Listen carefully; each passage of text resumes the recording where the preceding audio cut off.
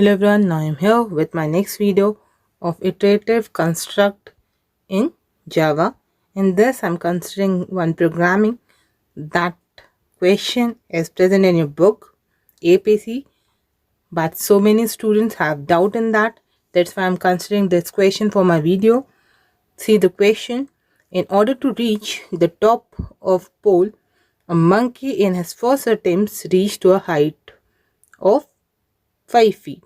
Means first attempt of monkey jump have achieved 5 feet, and in subsequent jump again when the monkey try to jump, what happens?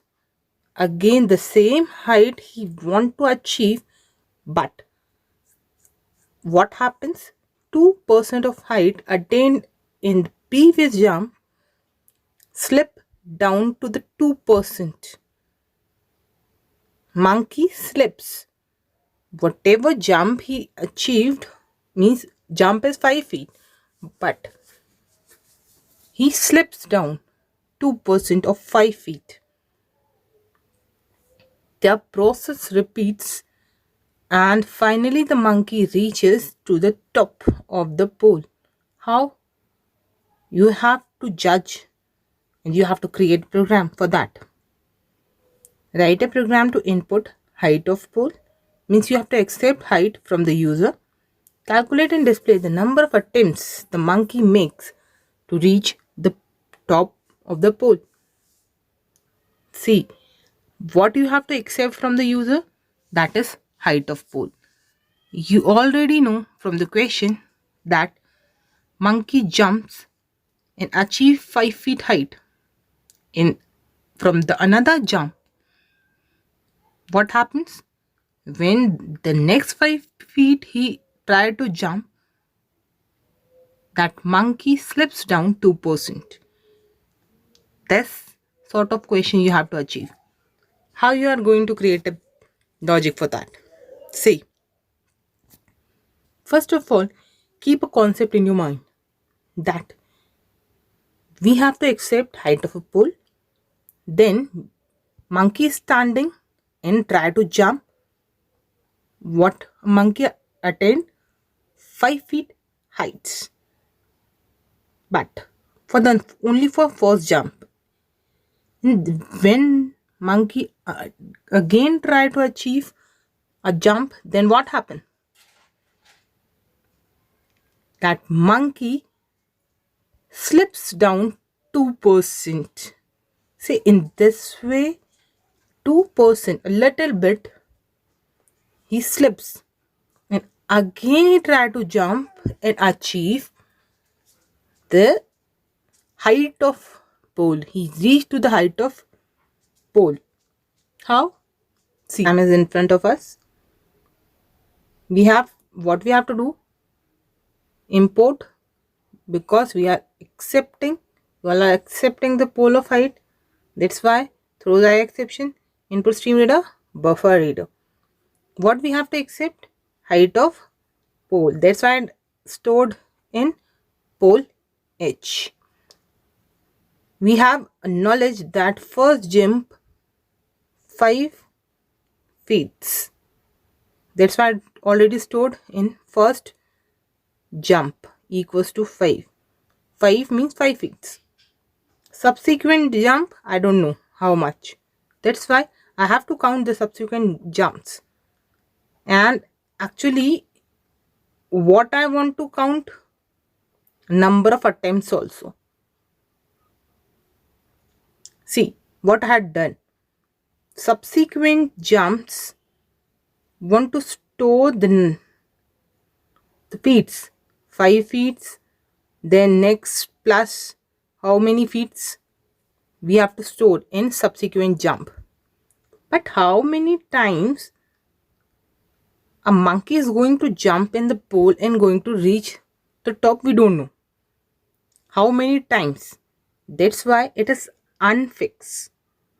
When anything is unfixed, we have to prefer either while loop or do while loop when the things were unfixed. Now, Why we have to use while and why we have to use do while? When at least one time you have to do something, then prefer do while. Otherwise, prefer while. I had preferred while. See what I had done. First jump I had already stored in subsequent jump. Means 5 feet I had already stored in subsequent jump. I have to total each and everything. And I want to check whether it reached to the top of the pole or not. If the pole height is 10 feet, then I have to add the subsequent jumps whether it is equals to 10 or not. I have to check that. That's why I'm keeping my monkey's first jump in subsequent jump. Now what? Number of attempt. Already monkey jumped till 5 feet. Already first attempt is done. Means till here first attempt. That's why I'm storing number of attempts, that is 1. Now what? After that attempt, monkey is again going to jump here and slips down 2%. Again from here, monkey try to jump and slips down 2%. This type of thing we have to do again and again. That's why I'm preferring while loop. Pole height should be greater than subsequent jump. The pole height approx 10. I'm assuming that. Monkey jumps here, achieve 5 feet. And then how many times monkey is going to jump and achieve 10 feet? We have to judge that. That's why I'm using while loop. Pole height should be greater than subsequent jump. And I'm going to store values one by one in subsequent jump and adding them together so that I can reach towards pole height. See what happened. Jump is 5 feet and he slips down 2%. 2%. See what I had written here. First jump into 2 upon 100. 2% means when we are using percent, we have to write 2 upon 100. Means when we remove percent sign, we have to put divide by 100. 2% means 2 by 100. 3% means 3 by 100. In that way, you have to write 2% of first jump. That's why first jump into 2 upon 100 I'm writing. Means when he slipped down, I have to decrease the value from the jump. Jump is 5 feet. I'm decreasing 2%. And whatever I'm achieving, I'm adding them at subsequent jump. And I'm trying to count the number of attempts. Now, when a monkey reached top of the pole height should be equal to subsequent jump.